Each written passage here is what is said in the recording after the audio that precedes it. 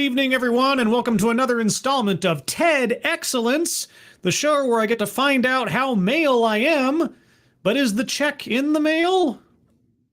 I don't even know what I'm saying anymore.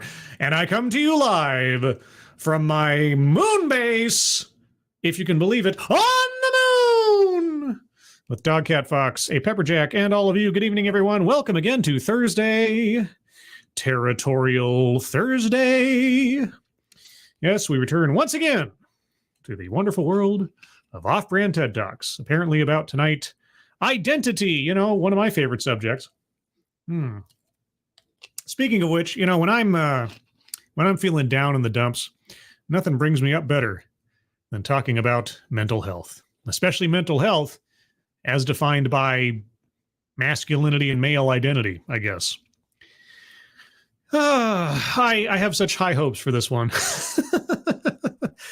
He's got high hopes. Anyway, before I get into that, who's joining me on this beautiful Thursday evening? Noah Asensio, Shio Gorath, Simon Willikins, John Miller, Keeverdam, Somnamnul Nation, Jamie Melquist, Sheldy, Attack Alpaca, Mike R, Lurking Gopher, Noah Asensio.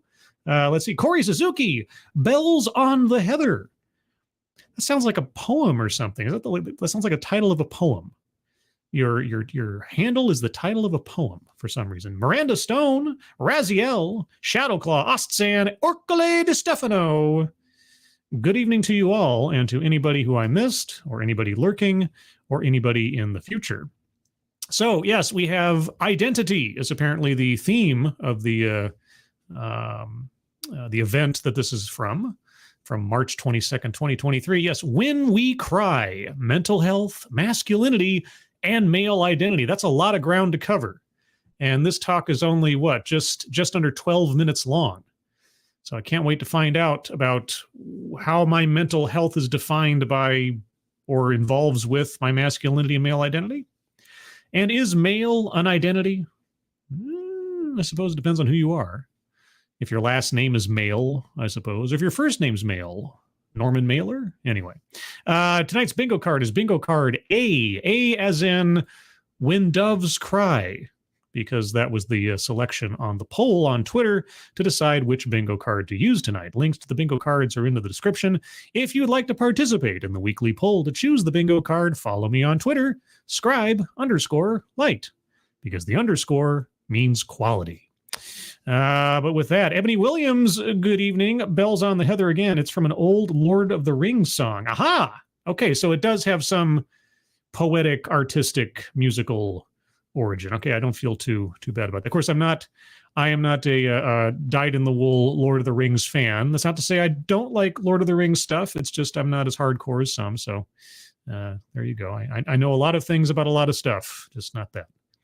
But let's find out, shall we, about identity. Now, before I get to that, a reminder to the top of the chat box. Thank you, Keeverdam, for the fundraiser for Tori. And who is Tori? Tori is the 5th grade daughter of our friend Twisted Skipster. And Tori is in need of a Chromebook in order to do her schoolwork remotely, amongst other things. And they're looking for just $500. Last I checked, they were at $150 of that goal. So if you have a couple of bucks to spare, please consider donating there. That rhymed. I'm on a poetry streak, so there you go. If you can't donate, that's perfectly fine, but if you can share that out on social media, that would as well be appreciated. So thank you much ahead of time for that. Ebony Williams, thank you so much. Is male an identity? Scribe, people use their mental illness as an identity. I know this is true. This is true. Describe yourself. Tell me about your intersectional oppressions, and so on and so forth. Yes, adjectives are identifiers these days, aren't they? Have I described the Punky Brewster syndrome to you, audience, and anyone else in recent history? I think I may have. If I haven't, ask me about it later, because we're going to move along to the show. Thank you, Ebony, so much. Hope you're doing well. And Tyrannus Alexandrius, the Invictus Lich, good evening. All right, everyone, with all that as preamble, let's get into this. Again, clock's in at just under 12 minutes. Tonight's bingo card is A, and I'll start off with a few seconds for a sound test. I think it's silent for a minute because I took off some music, and then we will proceed. Ooh, it's all creepy puzzles. Wee! On March the 27th, 2022. March the 27th, 2022. So about a year before this talk took place. All right. And the sound quality, I got to tell you, when I first saw the visual, now just as a note, the camera in this one is static. It is just stuck right on this image, right on this stage spot the entire time. There's no transitions. When I saw the image quality, I was thinking, uh-oh, maybe the sound will be sort of like a potato camera at the back of a classroom kind of thing. But no, actually, the sound quality on this is really good, even after I cleaned it up. Mike R says, sounds good. John Miller says, can hear. And Ebony Williams, oh, wait, what's the bingo card? Bingo card A. A is in A, as the Fonz would say. Okay, so March 27th, 2022. We witnessed a man's trauma cup fill to the top and overflow live on national television.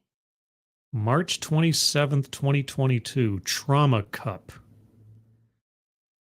I don't know who. It was supposed to be a memorable night. Uh-huh. A night where a cultural icon would receive his just validation by winning the biggest award his industry could bestow upon him. Ooh. Was it Will Smith? Is that it? And to be fair, March the 27th, 2022 was a memorable night. Uh-huh. However, not for the reasons that Will Smith initially planned.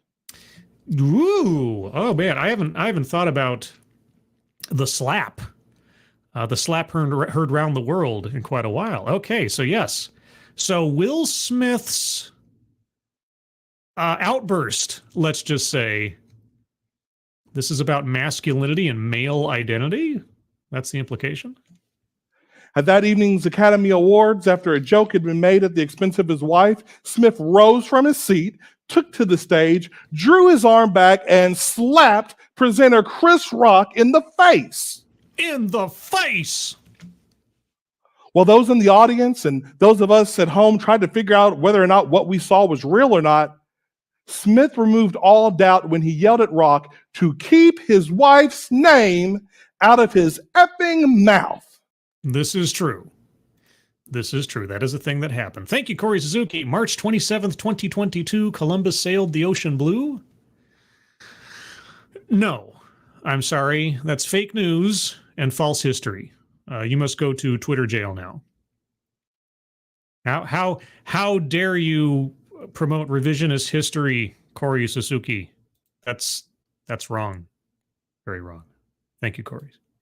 Okay, yes. Will Smith, who laughed at the joke first before being given death glare by his wife, then suddenly decided he needed to stand up and defend her.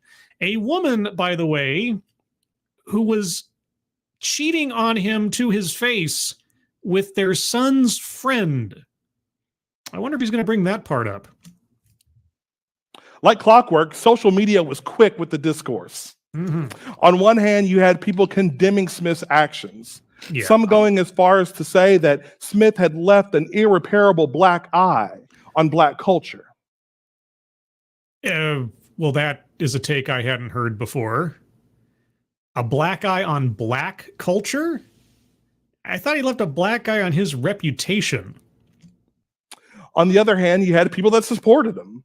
What? People that said that they would have done the exact same thing if someone had disrespected their wife.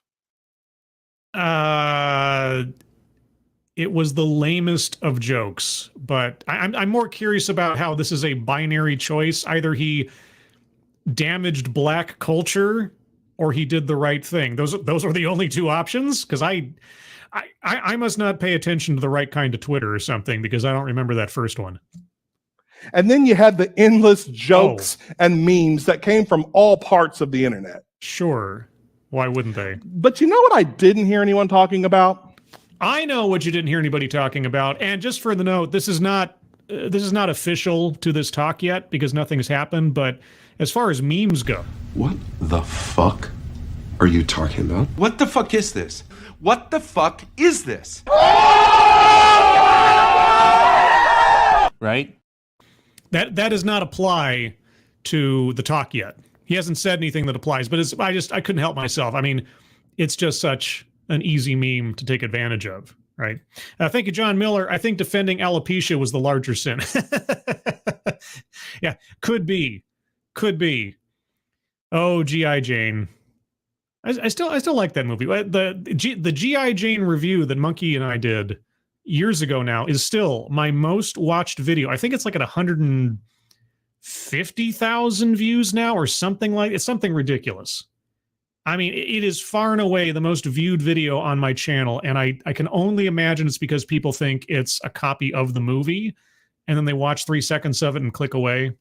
But still, hey, that's a lot of views. And thank you, A2P. Don't want any more rappers mad at me, Chris Rock. Yeah. I mean, once you've had Big Willie style coming after you, I don't know that there's anywhere else to go. But anyway, okay, so we have people thought it was a black eye on black culture. News to me. That he was right to do so. And then we had all the memes across the internet. I didn't hear anyone talking about the lifelong guilt that Will Smith carries from witnessing his father continuously abuse his mother whenever he was young. Okay. That's interesting. Is there anything involving his wife directly within recent memory you'd like to bring up? Smith not being able to do anything about it. Uh-huh.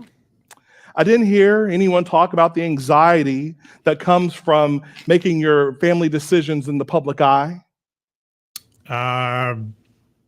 Is there anything about his wife in particular you'd like to bring up?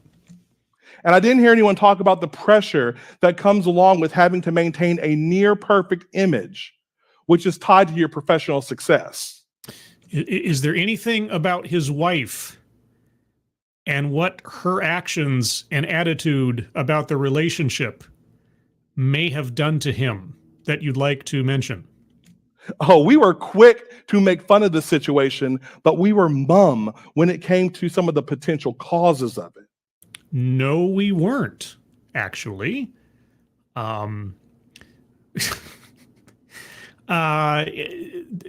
Nary was there a time during the course of that event that people did not bring up the recent events and on-camera interview between Jada Pinkett Smith and Will Smith that seemed to give people some hint that Will Smith, for whatever else might be going on or had gone on in his life prior to that, was not having a good time in his relationship with his wife. Do you want to mention that part? You know, her damaging him? And look, I know I'm using a celebrity as my example here, but make no mistake about it. Every day, all across the globe, we have men that are dealing with trauma, anxiety, mental issues, and stress. Yes, it's true. In the example you are bringing up as your premiere, though, you, as far as I'm concerned, have missed a really big red flag. It seems very intentional because it wasn't something that was kept like below the fold or anything. Which, if left unchecked, can lead to consequences like physical violence, depression, substance abuse, and self-harm, including suicide. Which, well, how about mental abuse by your spouse? How about that psychological abuse by your spouse? And it doesn't really matter whether the spouse is male or female, or you are male or female. What about psychological damage from your spouse? suicide, which is one of the top killers of men under the age of 50. Yes.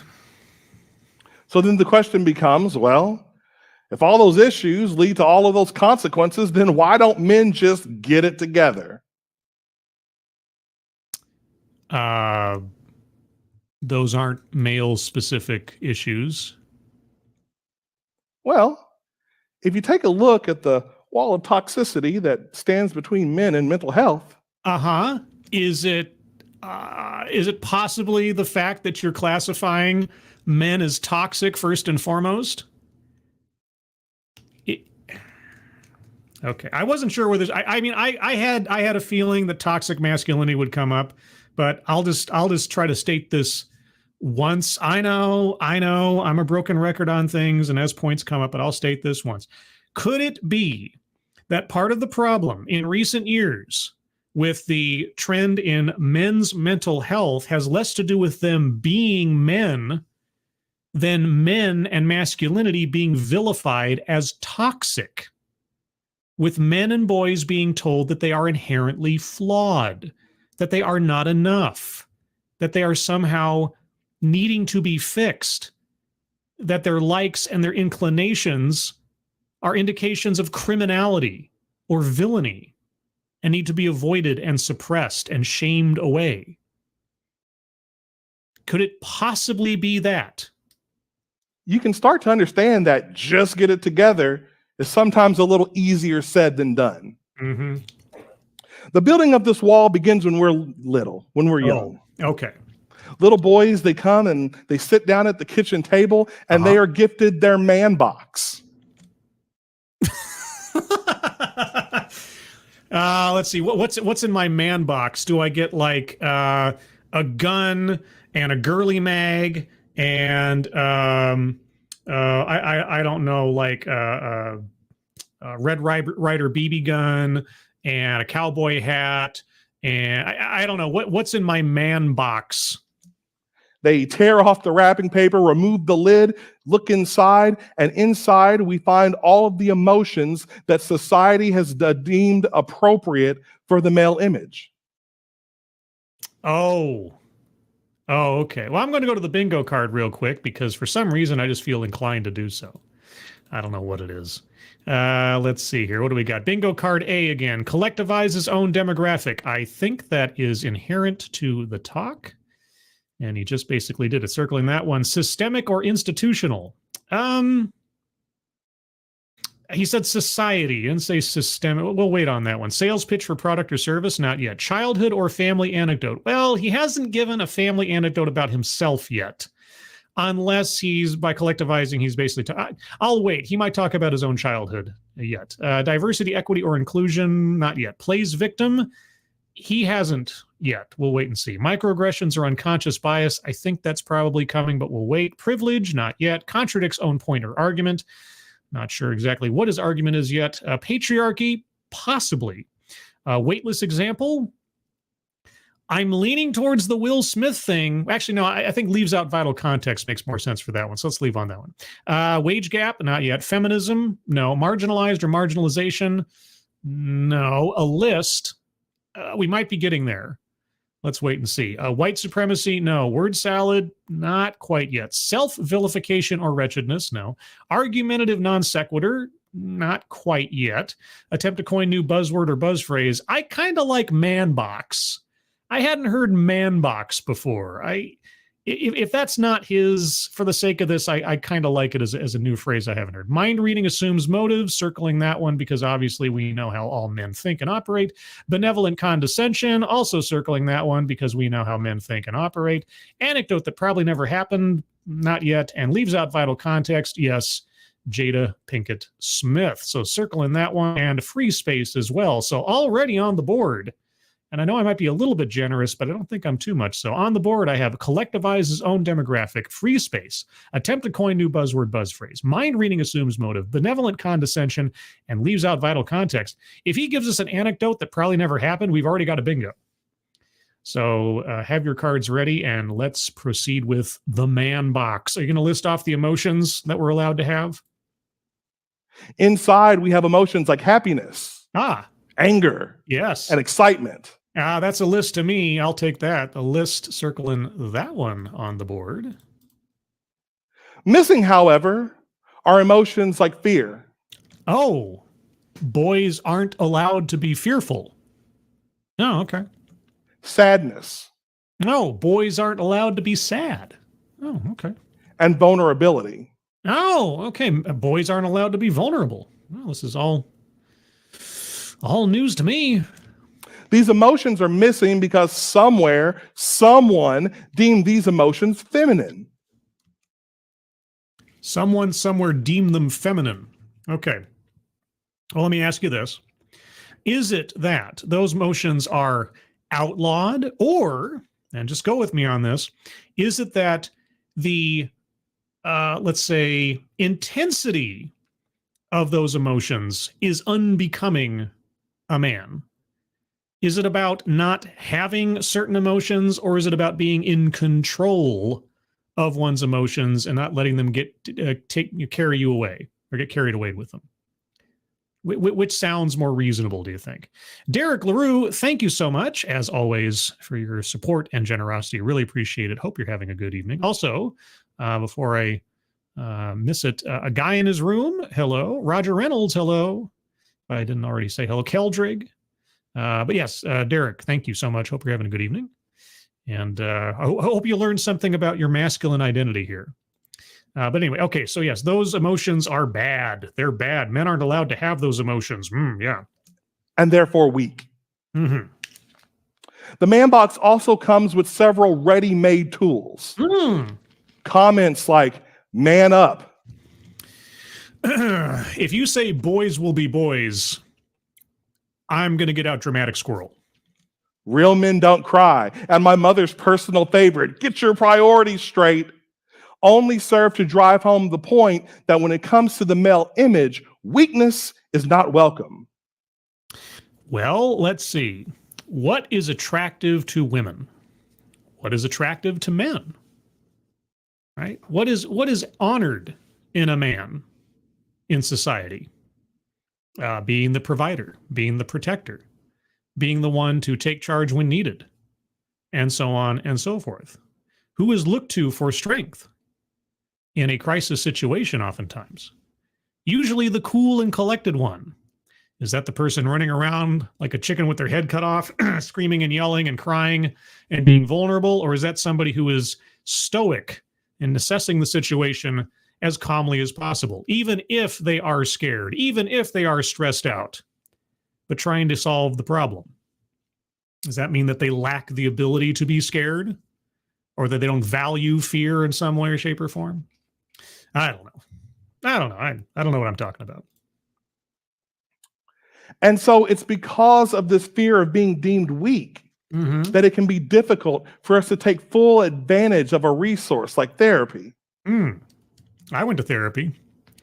I've talked about my need and reasons for therapy before. I won't go into them here, but yeah, it's not easy. You know, I mean, it took me years. It took me years to finally say, okay, I can't handle this on my own. I need some extra help. There is a measure of pride to that, sure. There's also a measure of surrendering to your own weaknesses that are actual weaknesses like anxiety and so on, and letting them get the best of you, or feeling like they're getting the best of you. Yeah. It's a balancing act. Some people can manage it. I tried for better part of 2 decades, and I just said, I need some help. There's no shame in seeking help. It's a hard lesson to learn, but once learned, it's easier. It's because of this conditioning that it can become hard for us to grasp the tools needed to get us through life-altering events, or the tools needed to create healthy relational communication, or the tools to just get us through the everyday hustle. Okay. In sentiment, I don't disagree. Like I said, it is difficult to admit when you need help. It is, right? Because it is an admission of failure after a fashion, failure of your own self-management. And having to admit surrender to yourself over something that you'd like to be able to take care of without having to bother other people, you know, or put your burdens onto others and so on. Yeah, it is a rough row to hoe, as they say. But at some point or another, you got to admit to it and just say, I can't do this alone. So on that point, at least in sentiment, I don't disagree with him. It's because of this belief that we become afraid to ask for help. Yes, kind of, depending. So what do we do? Finally admit to yourself that you cannot, that just managing in life is not living. That's the point at which it came for me. Simply managing my situation wasn't actually living. Well, we try to take care of it on our own, don't we? Exactly. Yes, we do. That's right. We reach out and we grab all that trauma and all that anxiety. We grab those mental issues and we grab that stress and we roll it up in a little ball. We get in that ball and then we start to push it down and down and down and then even further down. And boy, do we think we're doing something, right? It wasn't so much as pushing it down for me. This is the best analogy I had for what I did. When it came to my anxiety, when it came to all the craziness and everything, and just being able to, be still a functional individual, this is the phrase that pays. I put the baby in its crib. That's how I thought of it. If you have to imagine me sitting here, sort of maintaining a mental landscape off to the side, somewhere in the periphery, I'm pushing all of my anxiety into its crib and just letting it cry itself out, because I know I cannot make it stop. I can't do anything about it. All I can do is try to set it aside and focus on the task at hand, doing my job, getting a project done, walking to work, whatever the situation is, and just sort of doing my best to ignore it as background noise. It's not the best analogy. It's not exactly how it works internally, but that's the thing that I did. I knew it was there. I didn't deny it. I just sort of had to let it play itself out in the periphery. That's it. But, to each their own. But in actuality, what's happening is all that trauma, anxiety, mental issues, and stress are behind us, raising up and up and up and up and further up until one day your trauma cup overflows. And when the trauma cup overflows, not only does it spill on us, but it also spills on our friends, our family, our loved ones, and in some cases, even innocent bystanders. Yes. And none of that is exclusive to what you're classifying as masculine identity or masculine toxicity. That's just people. So, if you're going to give a speech and a talk about needing to seek help or encouraging people to seek assistance if they're becoming overwhelmed with anxiety and stress and so on, I'd have almost nothing to say except supportive comments. Which is why I'm very curious to know, since that message in and of itself would be completely positive and, as far as my mind, relatively benevolent without condescension, why are you vilifying men as a predicate to all of this? And believe me when I tell you. And believe me when I say. Oh, sorry. The bigger the spill, the more dire the consequences. Mm-hmm. Oh my gosh. Dramatic sigh. So what do we do about it? Do about what? Are we talking about managing stress and anxiety, or are we talking about curing men of being men? How do we fix it? Fix which? How do we keep that trauma cup from overflowing in the first place? Seeking help and finding healthy outlets for all of that energy. I mean, yeah, that's about it. I mean, and if you need to roll the dice, and it is rolling the dice with medication, that was the one thing I was really scared about doing, because between people I knew in my real life and people I knew in college, which is kind of like real life, but not, I saw the downside of experimenting with mentally altering drugs for the sake of therapy. And I was very afraid of what would happen if I started taking the wrong drug for a period of time, and what that might do to my mood, my mind, my creativity, my libido, God knows what else. I was very lucky, though. I ended up being very lucky in that regard, but some people aren't. If only there was someone that had some solutions. Yeah. Is that you? Well, lucky for you, dear audience, you came to a TEDx talk tonight, didn't you?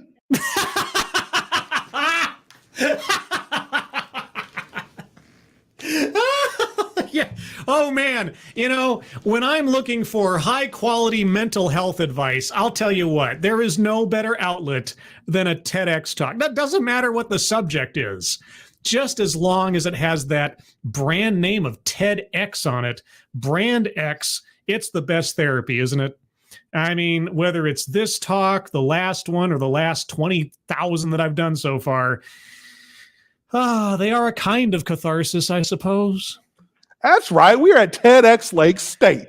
Yeah. And as such, I have come with a few of my solutions. Oh, boy. I've come with some of my patented calls to action. Patented calls to action. If that's not a sales pitch, I don't know what is. I'm circling sales pitch for product or service. Tell me about your grand plan. And these calls to action are for every single man in this room tonight, every single man watching from home, and every single person that has a man in their life that they love or they care about.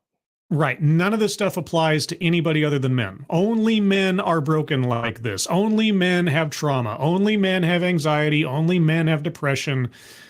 Okay. Well, I guess we'll find out. What are his pieces of advice and how are they men specific? Call to action number 1. We must provide the man box with regular system updates. System? I'll take that as systemic. The man box with regular system updates. Well, since I'd never heard of the man box before, okay, what does that mean? Emphasis on the word update. Notice how I didn't use the word replacement. I didn't use the word replacement because, quite frankly, I don't think that we really need to replace what's already in there. Hey, sometimes anger is just the right emotion for the right time. Oh, okay. So anger can be positive. All right. Well, tell me how I should update my system. But when we update something, we add features to it. Not necessarily. And updating the man box takes that fear and that sadness and that vulnerability and adds it to the box to let little boys know that it is okay to feel those emotions. Men and boys feel those emotions. It's not a matter of not feeling.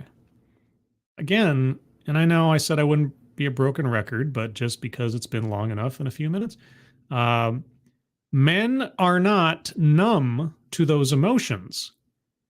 They do not display them to the same degree on average as women. That does not make boys and men broken.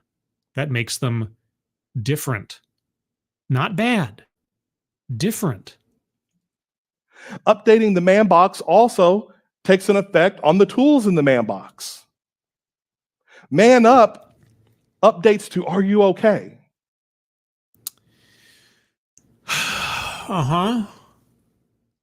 You ever think that maybe men denigrating one another to a certain extent is an encouragement to improve?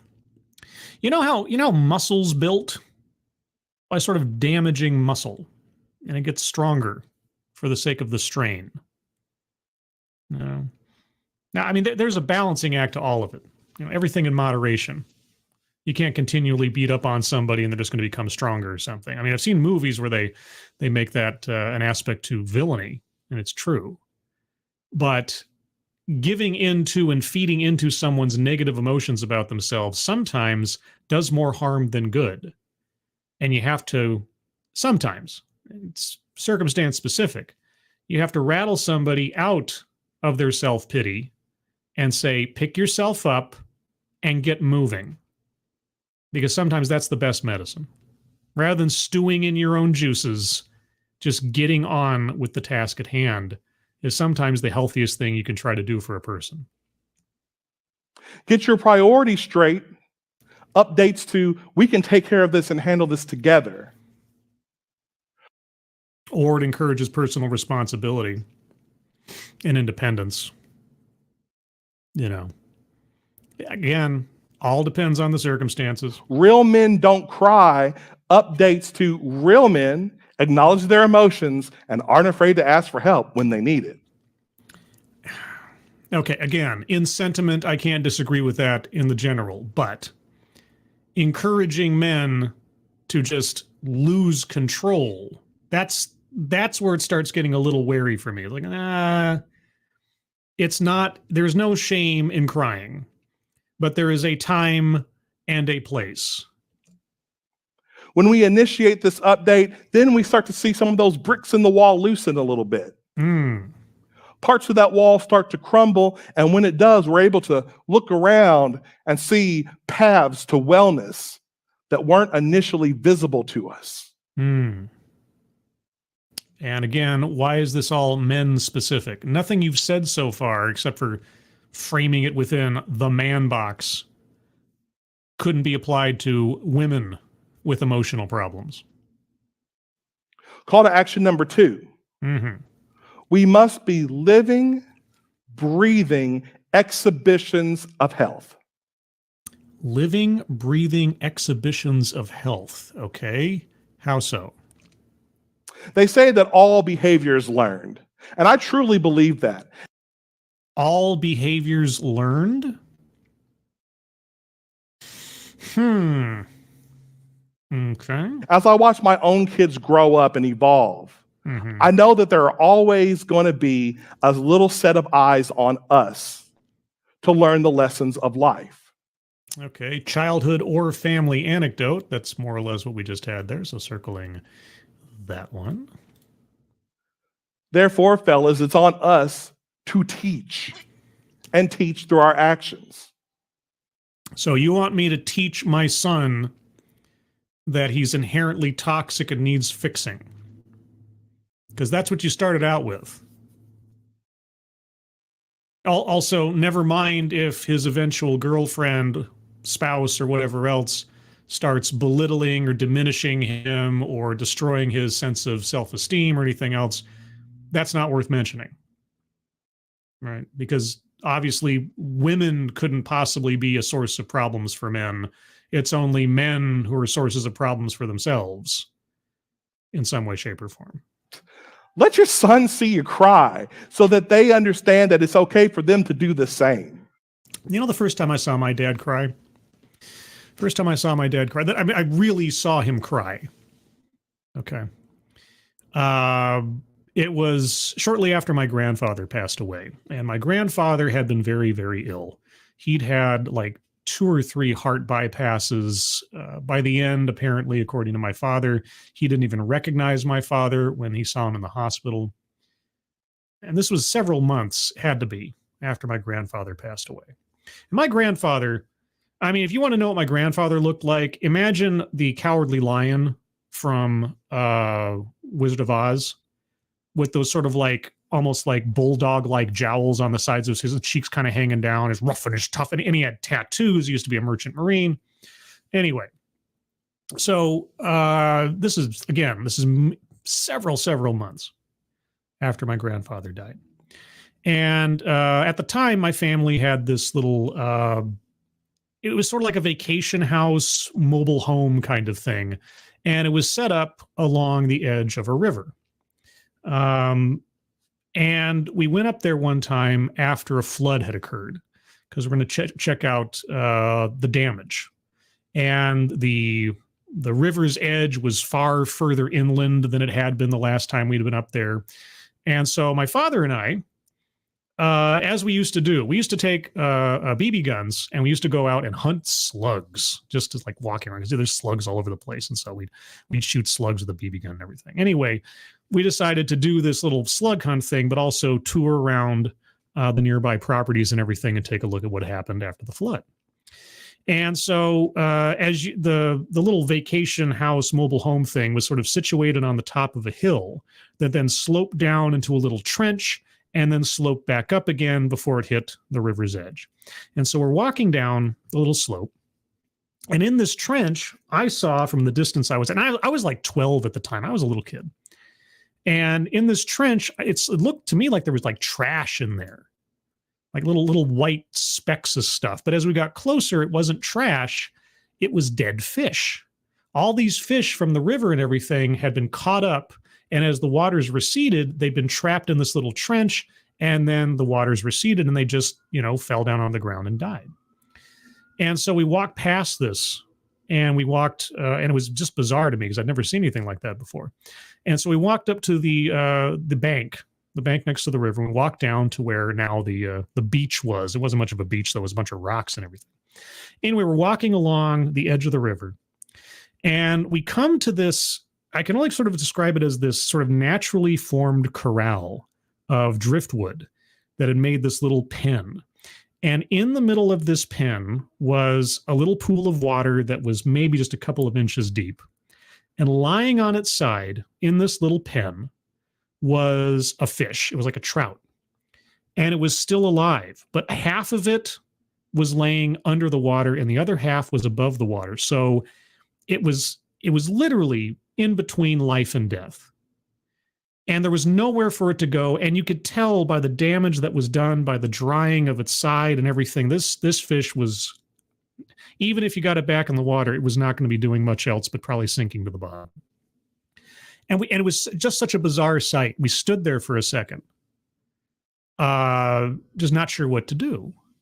And then before I knew it, before anything else, my dad raised up the BB gun and started shooting the fish. And he kept trying to aim, I thought, for its eye or something. But the skin on that side of the fish was so dry that the BBs just bounced off and bounced off. But after like 3 or 4 tries, he must have hit the right spot or something, because the fish stopped moving. And he hit, and it was obviously, it was gone. Now, maybe it was its own time. Maybe it's what my dad shot it with the BBs. I don't know. But that fish was done. And then without a word, my dad turns around and starts walking back up the opposite direction, back up the side of the river. And I'm like 12 years old. And I'm like in shock. This is just such a bizarre thing, right? But as I follow my dad, I'm about maybe 6 or 7 feet behind him at that point. I hear him sobbing as he's walking. It's very quiet. It's very quiet, and he keeps it really to himself. And I don't know why. I don't know what it was, but for whatever reason at that moment, I knew he was thinking about his father. I knew he was thinking about his father stuck in that hospital bed. This guy who was larger than life when he was alive. This guy who had that, like I said, cowardly lion, rough, tough, had tattoos, nothing could faze this guy. And then he comes across this fish that's sitting there between life and death, just flopping around, can't do anything. And my dad tried to put it out of its misery. That's the first time I really saw, or I guess more heard, my father crying. And to me, it was one of the most profound experiences of my childhood. And I told him about this story many years later, and he kind of remembered it, right? And yeah, I don't know that he was thinking about his father. I'm not a mind reader. But given the circumstances, given that after he came home from seeing my grandfather for the last time, I never really saw him show any emotion about it. I just had a feeling that that's what it was, because I couldn't think of anything more profound than that. And even though I didn't say anything to him at the time, it was one of the most human moments I had with my dad growing up. Because my father and I had a very tumultuous growing up, and for several reasons, but I won't get into those. But that was my father crying. And it was significant because he rarely did. And it wasn't because I thought he couldn't cry or he wasn't allowed to cry. I didn't see him as weak for having done it. But there's a time and a place. Anyway, so there you go. Take your issues to your fraternity brothers, so that the younger members of the fraternity can see brotherhood as the problem-solving tool it has the potential to be. Oh, he's talking at a university, so, okay, there's going to be fraternities. I was like, my fraternity brothers. I wasn't in the Greek system. Take your fears to your teammates on the team, so that the new recruits can see teamwork in play, on and off the field. Do you think talking amongst your male friends about your problems in some way, shape, or form to sort of get an idea of the proportionality of them or get a level set is uncommon? I mean, I don't see. Here's the problem. My mindset is set within my era, I guess. I have no idea what boys and young men today are being told or conditioned to think about themselves when it comes to socialization or talking to their peers about their issues. Because if every boy is being told that their emotions, their inclinations, their likes, their dislikes, the way they are is inherently toxic, isn't it sort of like reverse psychology? Would they then want to talk about it as though they might show off how broken they are to their peers? Or, out themselves as being toxic? I don't know. Or rather, the ice up here. If we learn by doing, then we must do. Like what? Call to action number 3. This is the Okay. last one, and it's my favorite because it's the easiest. Oh boy, I like Call easy. to action number 3. Mm-hmm. Check on the fellas. Check on the fellas. Hey, dude, how's it going?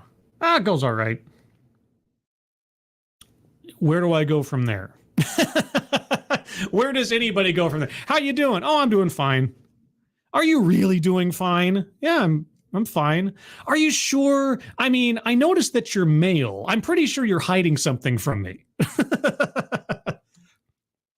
Check on the fellas. Mm-hmm. Check on the guys. Okay. Check on the bros. Bruh. Check on your bros. I had my psychic moment for the day. Oh, I feel completely affirmed now. Check on your mans and them. Whatever you are calling your male friends, check on them. What do I call my male friends? I call them Satsu and Tailed and Monkey and Sinatra and I don't know.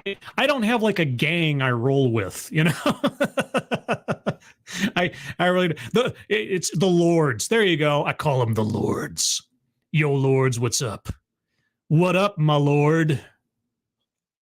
Send them that random text message that just says, "Hey, man, just wanted to check in and see how you're doing." I try not to do that all the time because it kind of, robs the specialness of it or something. But, like once in a while to say, hey, what's up? Send a DM, send a text. Sure. It's nice to get a little surprise. How are you doing? That kind of thing. Sure. Okay. Yeah. There's nothing wrong with what he's suggesting. But again, this doesn't just apply to men. I mean, most of this talk so far could be, if you take away all the toxic masculinity man box stuff, just a decent sort of, self-help encouragement kind of thing for people with mental health or anxiety issues. And in that wise, I don't have a whole lot to complain about. But why make it just about men? You don't think women are suffering in this way too? If you know your friend is going through something, make that phone call that says, "Hey, just wondering if you want to go check the game out." Yeah. Or go get some wings. Mm-hmm. Or go do anything that could give you a small distraction from the madness that is happening in your life right now. Sure. Well, I tell you what I would not have given for one of my male friends to pick the phone up and check on me. How about a friend? How about just being a friend? What does it have to do with being male? Okay, like I say, in the overall, I don't necessarily disagree with any of this, but I don't understand why it has to be framed as a male thing. When I was going through my divorce, that would have been worth more than gold itself. Okay. So yeah, check on the fellas. Okay. Pretty easy. Sure. Guys, people, when we cry, they say that we're weak. I don't think my father was weak.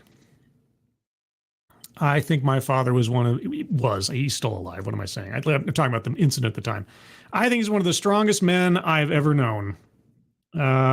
He raised two fully productive and smart and independent children. He put a roof over our head and food in our stomachs throughout the entirety of our lives, even at points where I found out years later we were very, very close to disaster. And him crying over again. And I'm just, for the sake of argument and for my own memory, I'm going to say it was over his own father. Him crying over losing his own father the way that he didn't smack to me of weakness.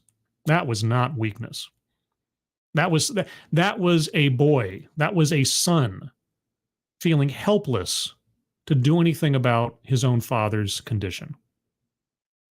That's not weakness. I didn't see him as weak. They say that we are less than a man. Mm-mm. But when we hold it in, we run the chance of bringing harm to ourselves and to those people that we love. There's a difference between holding it in and controlling it. The good news is we can fix it. Oh. And it's on us to do so. With your advice. Okay. It's on us to continue to teach the younger generations. Mm-hmm. It's on us to be the change that we want to see. Okay, well, I would like to eliminate the notion that masculinity is toxic. Can you help me with that? Would you help me with that? That it's okay to be a boy, that it's okay to be a man? Can you do away with the toxic sensibility? Can you also admit, or at least confess to the fact, that Will Smith, at that moment in time, given the circumstances and the people involved in that situation, was more a victim of spousal abuse than he was of childhood trauma? And it's on us to take care of each other. Mm-hmm. If we're able to do these things, then we are able to continue to push the male image down a positive path. The male image does not have a negative connotation by itself. I mean, this talk was probably one of the more lightly sprinkled toxic masculinity arguments I've heard, but it was still implying that something is wrong with men. Men do not have a negative image. People are projecting negativity onto men.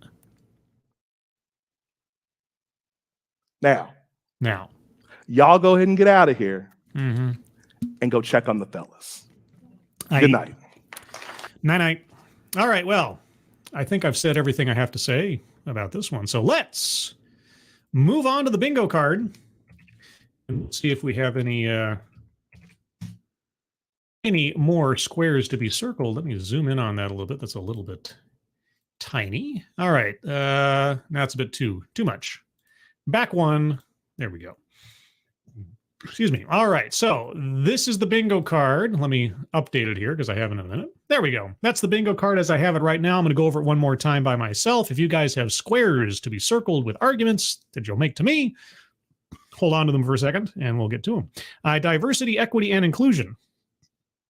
No, surprisingly enough, never heard any DEI arguments or anything close to, as far as I can tell. Plays victim. He never played the victim. He never really talked about himself, save for mentioning his son at one point. So,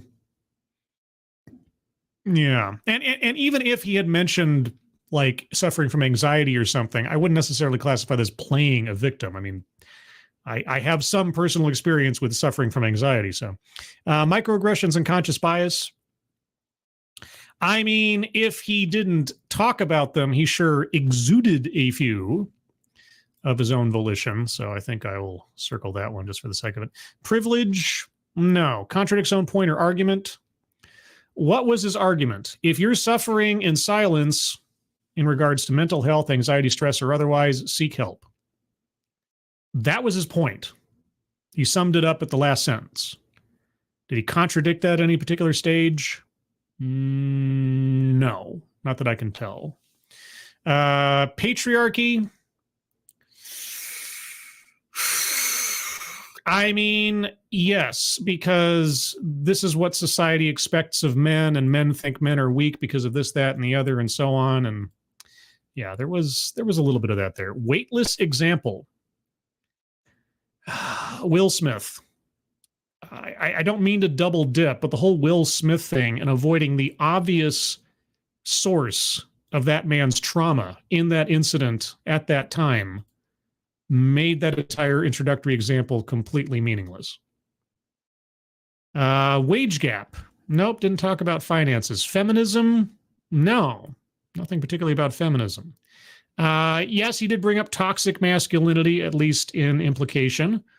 And that is generally a feminist sort of trope, but it wasn't leaned on so much. He only brought it up the one time, and everything else was, again, generally speaking, relatively wise advice with just handling depression and anxiety. So marginalization, not really.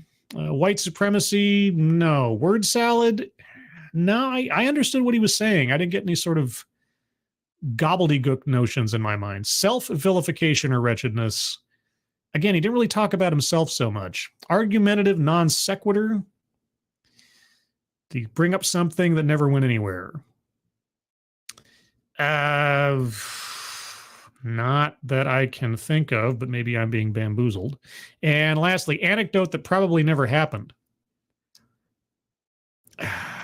You know, I hate to do it again, but him blaming Will Smith's outburst at Chris Rock on his childhood trauma, on his public persona.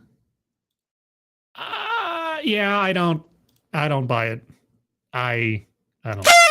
Ooh, that's a bingo. Right? Yeah! So there's one bingo. Possibly others on the board on the way, but that's up to you. So if you have arguments for squares to be circled, please put them in the chat now. If I've missed it, please just repost it, and I'll try to get to it as I see. Shadowclaw, for me as a guy, I do not enjoy crying, especially in front of someone. I do it alone because that's what I'm comfortable with. Sure. And there's nothing wrong with that. You're not broken or wrong or bad or toxic. I don't know. Let's see. Somnambular Nation, when he said he could have used a checkup by his bros during his divorce, could that be plays victim? That plays victim means that you're conjuring up a false notion of your own distress. I can believe that during his divorce, he could have used a pick-me-up. So I don't think that was playing the victim. At least in that construction of things. I mean, maybe there's a better argument, but that alone to me didn't really smack of like, I'm just seeking victimhood points. You know, he's going through a rough time. It would have been nice if one of his friends called to see how he was doing. That not really plays victim in my book. John Miller, I'd say he was playing off men as a form of self-victimhood. Playing men off as a... Yeah, except that he was the one doling out the advice. He was doling out the cure, the fixes. So he'd already been through this and found his own way through. Maybe there's an argument there if you've got another... If either one of you have a couple of tries at it, you want to take give it another shot. But I don't know if playing... I know, but plus the fact it is a bingo square, so I'm going to need a really good argument. It's kind of an uphill battle to convince me he was playing a victim at any point. Let's see. But can you eat the fish? That is the question. Oh, well, I mean, no. The answer is no. Not in that instance. The fish had been there for a bit too long. They were a bit ripe to be put on the grill. Spud Gun, only cost the last 20 minutes or so. He's a man raised by a mother, not a father. He didn't talk about his childhood so much. So it's possible, but I don't know. John Miller again. Remember the man box about how the things men don't have in it as though it makes them lesser.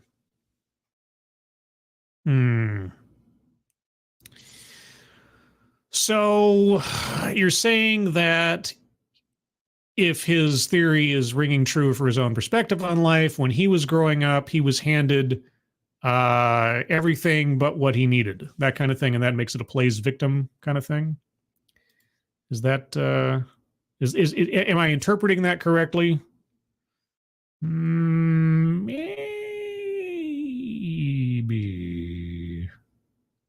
Maybe. I don't know. Let's see. Any other squares aside from plays victim? Any other squares, arguments for circles here? If you've got you want to refine your plays victim argument, maybe I need a little bit more, essentially. All right. So the idea that men are sort of, oh God. Okay. That the game is rigged from the start. That makes men inherently victims. Is that it? I have to fall back on Fallout.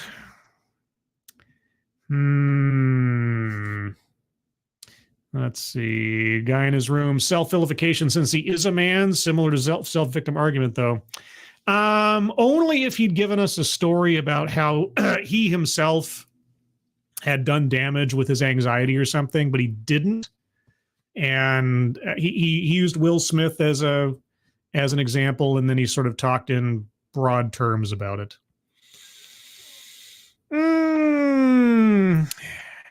Yeah, now that I think about it, as was implied by you guys, by his entire construction says that men are set up to fail by society from the get-go, right? And they have to find fixes because of the man box. By creating the man box, he's saying that all men are set up to hit that wall by what society expects of them. So, in that wise, why not? Bingo. What? Of course! All right, a second bingo. A hard won bingo, but I think a fairly won bingo. All right, are there any other arguments for squares to be circled, everyone? Otherwise, I'll start to wind down, do a couple of programming notes, because something very exciting is happening tomorrow night, if you didn't already know. And also, while I'm thinking about it, and while you guys debate amongst yourselves if there are any more arguments to be made, I'll make sure I have a Discord link ready, because I don't already have one. Okay. All right. Any other arguments for squares to be circled? I don't see any oncoming. All right. So first and foremost, and put the link to the Discord server in the chat. If you're not already a member of the Discord, click on that link. It's good for one day. All you have to do is you'll find yourself on the Say Hello channel. And on Say Hello, all you have to do is say hello, but also use the secret word. The secret word will tell me and my moderators that you watch the stream and can thus become a member of the Discord. And today's secret word is manbox. Yes, manbox is the secret word. So looking for that one. Now, as Miranda Stone has very helpfully put into the chat, yes, tomorrow, Friday, June 23rd at 5 p.m. Pacific, 8 p.m. Eastern Time, and if you happen to be in Australia, 10 a.m. Saturday, the 24th, will be the 6th episode of Living on Borrowed Crime, featuring Just Interrogations and Dave's Lemonade. I have it on good authority, as in directly from Just Interrogations, that Dave's Lemonade was one of his inspirations.